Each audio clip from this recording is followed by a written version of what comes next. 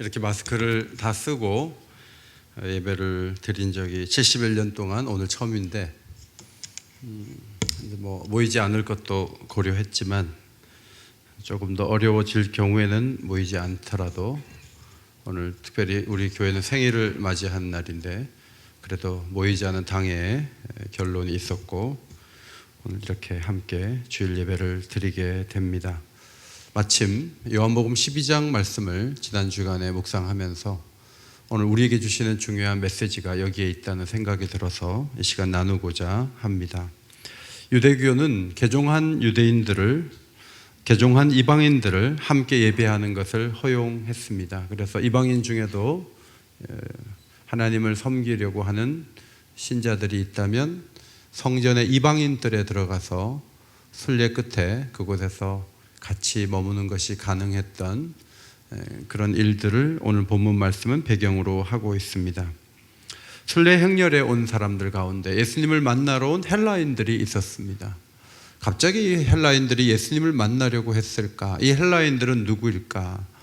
여러 가지 의견이 있는데 그 중에 신뢰할 만한 이야기는 이것입니다.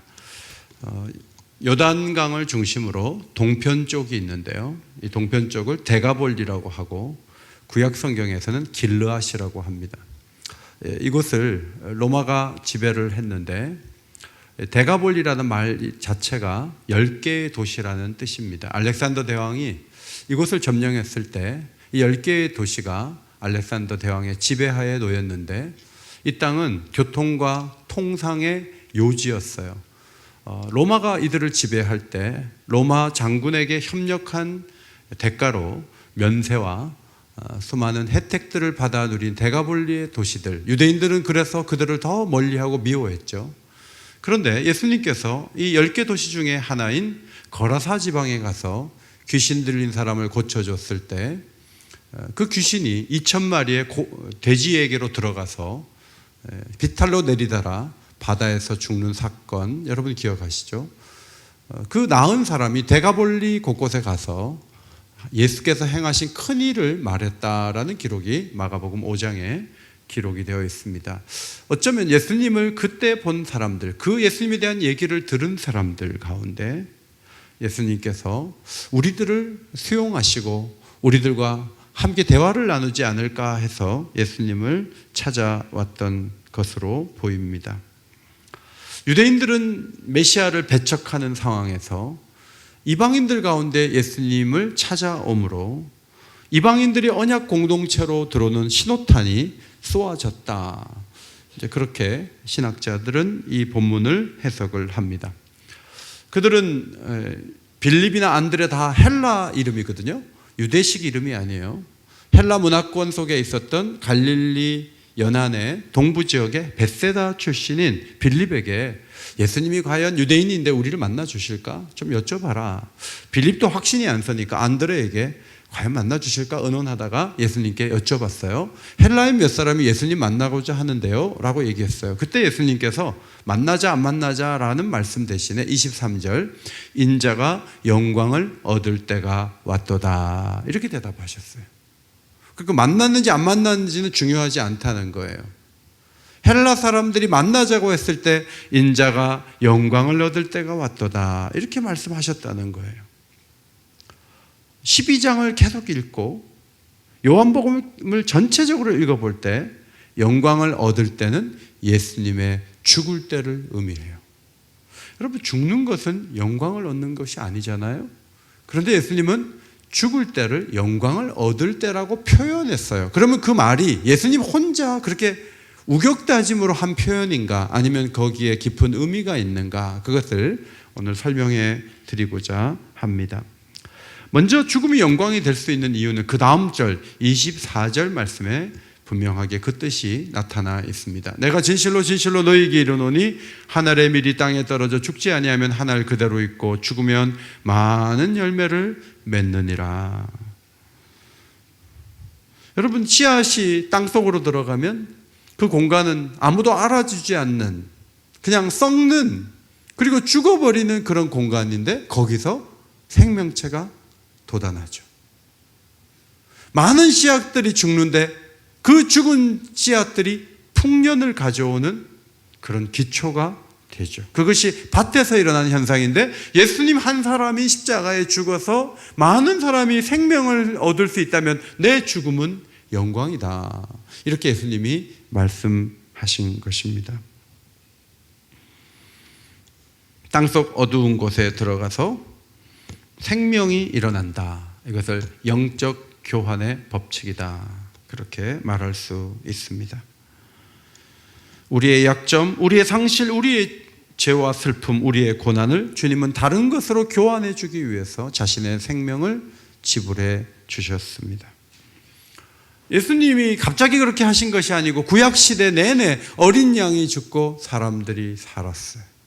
죽음이 생명을 가져온다. 이게 구약의 사상이고, 오늘 아침에도 밥을 드셨잖아요. 그 쌀알이 벼를 베가지고 탈곡을 해가지고 뜸을 들여서 내 앞에 와서 하나의 식물의 죽음이 내 생명을 연장하는 힘이 되잖아요. 야채를 잘라가지고 씻어가지고 내가 먹어서 내가 살잖아요. 어떻게 죽음이 생명을 가져오느냐? 우리가 매일 경험하는 거예요. 죽음이 생명을 가지고 오고 생명을 생명되게 하는 것입니다. 32절, 내가 땅에서 들리면 모든 사람을 내게로 이끌겠노라. 들린다는 것은 십자가에서 죽는다는 것을 말해요. 예수님이 십자가에 죽는데 모든 사람이 예수님께로 와서 생명을 얻게 된다는 것이죠. 우리의 영광은 우리가 어려움을 안 당하고 우리가 사람들 앞에 높아지고 우리가 칭찬받고 칭송받고, 그게 우리가 생각하는 영광이에요. 그런데 예수님의 영광은 달라요. 자신이 죽음으로 많은 사람들이 생명을 얻는 것을, 그 전체를 예수님은 영광이다라고 표현하셨어요.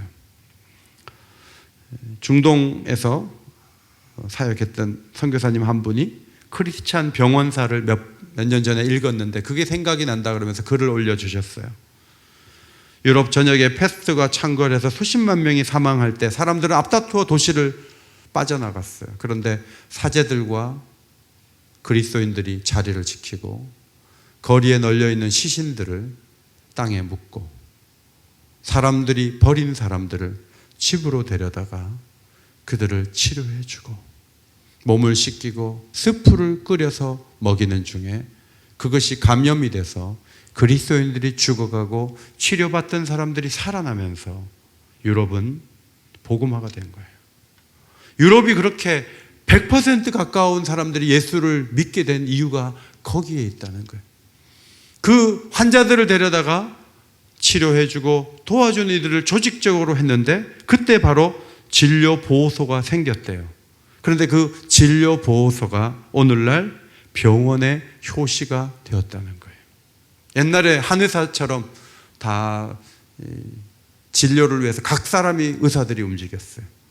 그런데 그리스도인들이 조직적으로 섬기다가 병원이 생기게 됐다는 것을 의사선교사가 알려주었습니다. 교회의 위상은 그렇게 해서 높아졌고 찬란한 역사가 시작되었다는 것입니다. 25절 말씀에 예수님은 자기의 생명을 사랑하는 자는 잃어버릴 것이요 이 세상에서 자기 생명을 미워하는 자는 영생하도록 보존하리라. 반대다. 생명에 너무 집착하고 생명이 전부라고 생각하면 거기서 끝난다. 그런데 이 생명이 아무것도 아닌 것은 아니지만 생명보다 더 귀한 가치를 바라볼 때 영생하도록 보존되는 오히려 그런 은혜가 있다라고 말씀을 사람들에게 하신 거예요. 그래서 사람들로 하여금 죽음을 두려워하지 말고 하나님 뜻대로 살다 보면 하나님이 모든 것을 더해 주신 은혜를 누릴 거야 라고 말씀을 하신 그 주님이 뒷걸음질 치고 뒤에서 이렇게 보신 것이 아니라 자신이 먼저 생명을 잃어버림으로 그 다음 어떻게 되는지를 보여주셨죠. 3일 만에 부활하셨죠. 승천하셨죠. 하나님 보좌 우편에 앉으셨죠.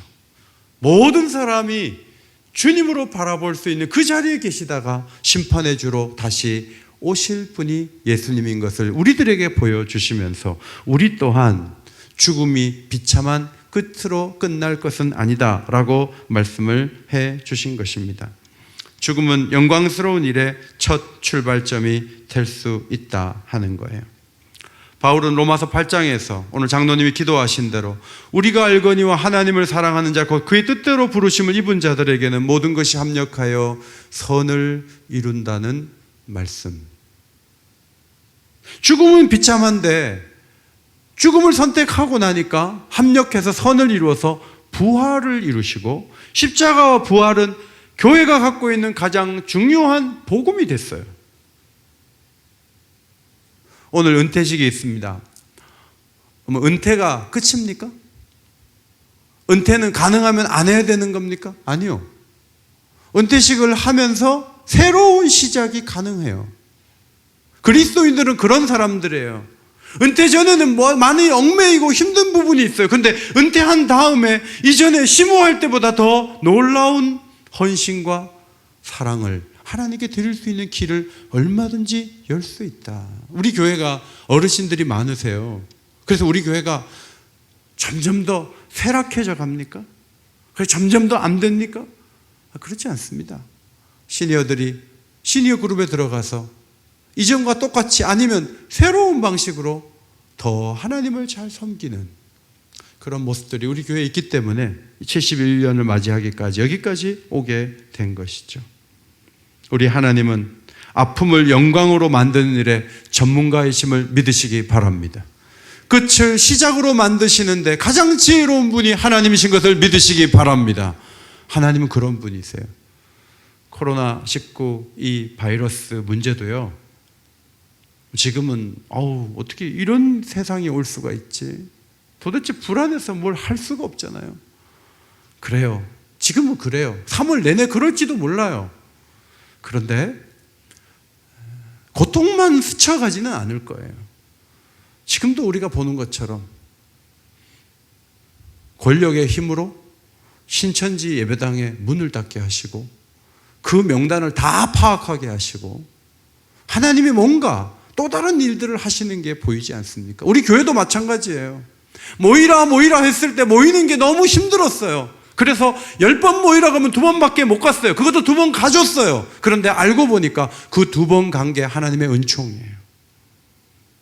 참 어려운 중에 말씀 축제를 우리가 했어요. 모였어요. 그 어려운 중에 모였는데 알고 보니까 그때 배불리 하나님께서 우리에게 말씀의 양식을 먹이신 거예요. 왜냐하면 기근의 때가 오기 때문에. 지금 이 기간도 우리에게 굉장히 심각한 기간이지만 그러나 저는 하나님께서 이 일을 하나님의 영광스러운 일로 연결해 주실 줄 믿습니다. 하나님은 그럴 지혜와 능력이 있는 분이세요. 우리가 회개하고 우리가 자세를 고치고 태도를 바꾸고 하나님 앞에 저 오늘 1부, 2부, 3부 예배에 제 설교도 짧아지고요. 기도하시는 분들의 기도도 짧아졌어요. 어떻게 보면 형식적인 부분들이 많이 축약되고 조금 더 본질적인 자리로 나가는 과정에 있는지도 몰라요. 아픔은 아픔으로 끝나지 않을 것이고 하나님께서 계획하신 일들을 펼치실 것인데 그것을 마음에 그리면서 고통만 말하지 않고 오히려 이 어려운 시대에 영광스러운 미래를 꿈꾸고 사람들을 격려하고 위로할 수 있는 빛과 소금이 되시기를 주님의 이름으로 축원합니다. 예수님께서 사람의 모양으로 나타나사 죽기까지 복종하셔서 십자가에 죽었습니다. 그런데 하나님이 예수님을 지극히 높였어요. 그리고 뛰어난 이름을 주셨어요. 하늘에 있는 자들과 땅에 있는 자들과 땅 아래에 있는 자들로 모든 무릎을 예수 이름에 꿇게 하셨어요. 그래서 모든 입으로 예수 그리스도를 주라 시인하여 하나님 아버지께 영광을 돌리게 하셨어요. 죽으심이 영광으로 연결되는 장면이 여기에 나옵니다. 죽음이 어떻게 영광이 될 수 있는가? 또 다른 해답은 대제사장의 기도인 요한복음 17장에서 찾을 수 있습니다. 17장 4절 아버지께서 내게 하라고 주신 일을 내가 이루어 아버지를 이 세상에서 영화롭게 하였사오니. 예수님은 영화롭다, 영광스럽다 헬라어 똑같은 독사조라는 단어예요. 똑같은 말이에요. 영광을 하나님께 올리는 방법이 예수님이 높아지시고 찬양을 받으시고 거기에 국한하지 않고 아버지가 하라고 하는 일은 다 영광스러운 일이라는 거예요. 오늘 비록 우리가 마스크를 쓰고 있지만요, 오늘 이 과중에 하나님 앞에 나와서 예배를 드리는 이 위험한 중에 우리의 선택도 하나님께 영광이 될 줄 믿습니다. 물론 무조건 상관없이 모이자, 그건 아니에요. 그러나 이 어려운 중에 우리가 모여서 하나님이 하라고 하는 일을 하는 거죠. 집에서 그냥 텔레비만 볼 수도 있고 뉴스만 볼 수도 있지만 그 어려운 시간 속에서 우리가 하나님이 하라고 하신 일이 뭘까? 전에는 골방에서 무릎을 꿇는 일을 한 번도 제대로 못 해봤는데 이 어려운 시간 속에서 성도들의 가정 예배가 회복되고 성도들의 묵상이 살아나고 큐티 같은 거 책 같은 거 필요 없다, 내일부터 안 모이는데 그럼 어떻게 할 거예요? 오늘 올라가서 큐티집을 사시라니까요. 제가 1부 2부 때 막 강력하게 얘기했더니 33명이 사갔대요. 그만큼 안 움직여요. 그런데 여러분, 지금은 도구가 필요해요. 인터넷도 우리가 활용할 수 있고 묵상집도 활용할 수 있고 하나님이 하라고 하신 일을, 그 일을 영광스럽게 골방에서 진행하고 나 개인적으로 하고 가정적으로 하고 함께 모이는 것은 어렵지만 여러분의 가정에 영적인 부흥이 일어나기를 주님의 이름으로 축원합니다. 아내와 남편이 이전에는 기도하고 눈물을 흘리면서 하나님 옆에 나갔던 적이 없던 사람들이 교회에는 갈 수 없는 이 어려운 상황 속에서 하나님을 찾을 때 그것이 바로 하나님께 영광이 되는 일이 된다는 거예요. 하나님이 원하시는 일을 하는 것이 영광이다. 5절 말씀에 아버지여, 창세전에 내가 아버지와 함께 가졌던 영화로서, 과거에 예수님은 하나님과 함께 영광스러운 자리에 계셨어요. 그러다가 성육신 하시면서 그 영광을 다 내려놓으시고 우리와 같이 낮고 천한 모습으로 이 땅에 오셨고 십자가에 죽기까지 사람들의 조롱을 받으셨어요. 그런데 예수님이 꿈꾸는 건 그런 거예요. 이 땅에서 사람들이 알아주는 영광이 아니라 예수님은 아버지와 함께 누렸던 그 영광을 바라보시는 거예요. 내가 이제 아버지께로 갑니다. 이전에 누렸던 영광을 저에게 다시 주실 것을 저는 바라봅니다. 죽음 아무것도 아닙니다. 그 영광을 누릴 겁니다. 이제 그런 기도를 드리신 거예요. 우리의 영광도 마찬가지예요. 이 땅에서 박수 받고 대통령 상 받고 그거 영광스럽죠. 그러나 다 지나갑니다. 아무것도 아닙니다. 사실은 우리가 누릴 영광은 하늘에 있고 죽음은 잠으로 간주될 것이고 우리는 영원한 세계 속에 들어갈 그 영광을 꿈꾸면서 이 땅에서의 잠시 동안의 아픔을 잠깐의 것으로 여길 수 있는 힘을 얻게 되는 것이죠. 예수 그리스도의 죽음이 영광이 되는 이유가 크게 세 가지예요. 첫째, 예수께서 주고 많은 열매를 맺으시기 때문에 그걸 영광으로 보는 거예요. 내가 잘 되는 것, 내가 사는 것, 내가 높아지는 것에 초점이 있는 것이 아니라 내가 주고 다른 사람을 살리는 것, 그것을 영광으로 보신 거예요. 두 번째, 죽음이 끝과 실패가 아니죠. 부활로 가는 문이고 죽음은 승천의 출발점이고 죽음은 하나님 보좌 우편에 앉아 계시는 그 길로 가는 길목에 있는 거예요. 그러므로 그 죽음도 전체적으로는 영광스럽다. 세 번째, 예수께 아버지께서 하라고 하시는 일은 그것을 하는 것이 영광이었죠. 우리도 마찬가지예요. 우리도 그 영광을 이 땅에서 실천하고 또 주님이 누리시는 그 영광을 바라보고 앞으로 나아가는, 그것이 우리가 예수님께 배우는 새로운 영광의 세계입니다. C.S. 루이스가 우리에게 오게 될 영광스러운 날에 대해서 이렇게 적었어요. 하나님은 우리가 아무리 연약해도 지금으로서는 상상할 수 없는 불멸의 존재로 우리를 언젠가 만드실 텐데 그 과정은 부분적으로는 이 땅에서 우리가 고통을 당하지만 거기에 도달하는 것이 우리의 존재의 목적입니다. 그 이하는 없습니다. 그분의 말씀 그대로 될 것입니다. 그렇게 잘 기록을 해 주었습니다. 선교지에서 남편 짐 엘리엇이 죽은 지 5일 만에 엘리자베스 엘리엇은 27개월 살아본 남편이 사망 소식을 미국에서 듣게 되었습니다. 여러분, 5년 사귀고 27개월 살은 남편이 복음을 전할 수도 없이 그냥 비행기에서 내리자마자 원주민들이 던지는 창과 칼에 죽었어요. 그 남편의 부재는 얼마나 큰 고통과 깊은 눈물을 가져왔을까요? 그런데 오랜 시간이 흐른 후에 엘리자베스 엘리엇이 이렇게 말합니다. 남편 짐의 부재라는 크나큰 고통이 내 진정한 소망이요 유일한 피난처이신 하나님께로 나를 이끌었다. 남편이 없는데 그만큼 나는 큰 소망이신 하나님을 더 바라볼 수 있었습니다. 고난은 내게 하나님이 하나님이시라는 절대적인 진리를 깨닫게 해준 필수 불가결한 도구였다.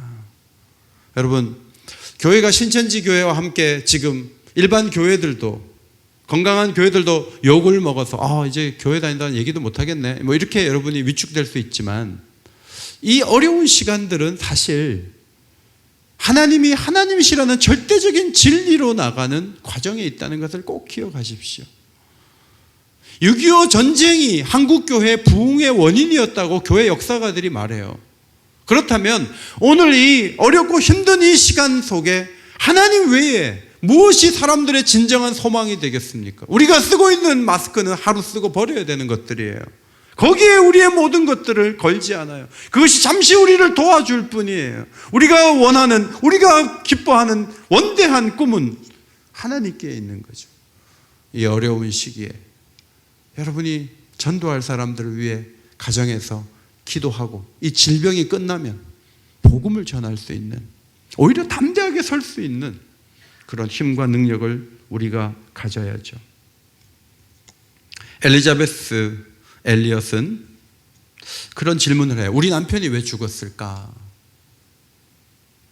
왜 어릴 때부터 이렇게 엄마가 마약하고 아버지가 마약했는데 애가 이런 어려움 속에 태어나서 평생을 고생할까? 선교지에서 왜 선교사들이 참수형을 당할까? 사람들도 묻고 자기도 물어요. 그런데 답이 없대요. 그런데 떠오르는 성경 구절은 있대요. 그 성경 구절이 로마서 8장 18절이에요. 생각하건대 현재의 고난은 장차 우리에게 나타날 영광과 비교할 수 없도다. 세상은 괴로움이 넘치고 피조물의 삶은 어렵지만 비참하지만 늙고 시들고 쇠약해지고 파괴된 질서 속에 신음하는 것이 우리의 인생이지만 성령께서 오셔서 우리를 자유롭게 하시고 영원한 세계를 보게 하신다는 거예요. 그 대답만 할 수 있다는 것이죠. 엘리자베스 엘리엇이 16년 동안, 남편이 죽은 지 2년 만에 16년 동안 에콰도르 와우라니 인디언 지역에 들어가서 복음을 전한 것은 들어보셨을 거예요. 사람들은 나중에 깜짝 놀랐죠. 자기들이 죽인 사람의 부인이 와서 옆에 있었던 거예요. 그래서 그 죽인 사람이 목사가 되고 부족들이, 교회가 많이 세워졌어요. 그래 복음화를 이루고 16년 동안 일하고 미국으로 돌아왔어요. 그 다음 어떻게 된지 아세요? 이 부인이 2년 돌아온 다음에 에디슨 레이치라는 남자를 만나서, 신학자인데 결혼을 했어요. 재혼을 하신 거예요. 그런데 여러분, 이분이 3년 6개월 후에 남편이 또 암으로 죽어요. 뭐 이렇게 기구한 인생이 있겠습니까? 그런데 그 일을 막 당하면서 뭘 얘기하냐면, 고통이 반드시 나쁘지 않다는 그런 얘기를 이분이 들려주는 거예요. 남편을 2번이나 보내면서 고통이 우리를 파괴적으로만 몰지 않고 우리로 하여금 더 영원한 세계를 바라보게 하는 도구가 된다는 얘기를 평생을 설득을 했어요. 이분의 마지막 강의가 CD 6장에 담겨 있는 것을 책으로 2년 전에 만들었는데, 그 책 이름이 고통은 헛되지 않아요. 작년에 우리나라에도 나왔어요. 엘리자베스 엘리엇의 마지막 강의 6강의를 여러분이 어려운 시간에 좀 사서 읽으십시오. 그리고 이 고통이 헛되지 않을 것이다 라는 꿈을 꾸시면 좋겠어요. 이 엘리자베스 엘리엇의 인생을 보면서 그의 그 책을 편집한 제니퍼 라이엘이라는 사람이 이런 말을 했어요. 남다른 고통이 만들어낸 수많은 틈으로, 고통은 막 이렇게 틈을 만들죠. 그런데 그리스도의 빛이 환하게 들어온다는 거예요. 우리의 그 상처 있고 그 아프고 고통스러운, 그래서 구멍이 나버리는 그곳으로 그리스도의 빛이 투영된다 하는 거죠. 그 고통은 헛되지 않아요라는 책 마지막에 그랜드 콜펙스 텔러라는 사람의 시가 나와요. 그 시를 오늘 말씀의 결론으로 읽어드리겠습니다. 내 삶은 내 주님과 나 사이의 직물짝이다. 나는 색상을 선택할 수 없고 주님은 꾸준히 일하신다. 주님은 자꾸 슬픔을 짜시는데 나는 어리석게도 교만에 빠져 주님은 위쪽을 보시고 나는 아래쪽만 본다는 사실을 망각하곤 한다. 교만한 사람들이 그런 생각을 하는 거예요. 마치 자기가 모든 걸 다 아는 것처럼, 다 보는 것처럼 생각하지만 주님은 늘 위를 보세요. 우린 미안하지만 아래를 보고 있어요. 늘 아래에서 신음하고 아래가 전부인 것처럼 살아요. 주님은 위를 보시기 때문에 우리가 알지 못한 일들을 많이 하세요. 그 중에 하나가 우리에게 고통을 주신 거예요. 직기가 조용해지고 북이 움직임을 멈춘 뒤에야 우리가 이제 죽은 거죠. 하나님은 직무를 펴서 이유를 설명해 주실 것이다. 직물 짜는 분의 능숙한 손에는, 그분이 계획하신 무늬에는 검은색 실이 금색, 은색 실만큼 필요하다. 우린 지금 검은색 실이 막 들어가는 것을 경험하고 있어요. 그러나 이 직물이 다 짜진 다음에 그 그림을 보여주실 때, 검은색 실도 많이 필요했구나. 그것을 우리는 나중에 알게 될 것이다 하는 거예요. 죽음은 영광이 될 수 있다. 고통이 놀라운 일을 가져오는 시작이 될 수 있다. 이 어려움을 잘 이겨내고 정금처럼 일어서는, 어쩌면 다음 주일에 예배를 못 드린 상황이 올지라도, 그러나 우리의 마음은 절망이 아니라 하나님 이루실 소망에 눈을 들 수 있는 그런 믿음의 길을 걸어가게 되시기를 주님의 이름으로 축원합니다. 축원합니다. 하나님, 이 어려운 시간들을 잘 이겨내고 하나님이 어떻게 일하실지를 기대할 수 있는 믿음의 길을 걸어가기 원합니다. 우리 성도들을 지켜 주옵소서. 더 깊은 영적인 사람들이 되게 하여 주옵소서. 예수님의 이름으로 기도하옵나이다. 아멘.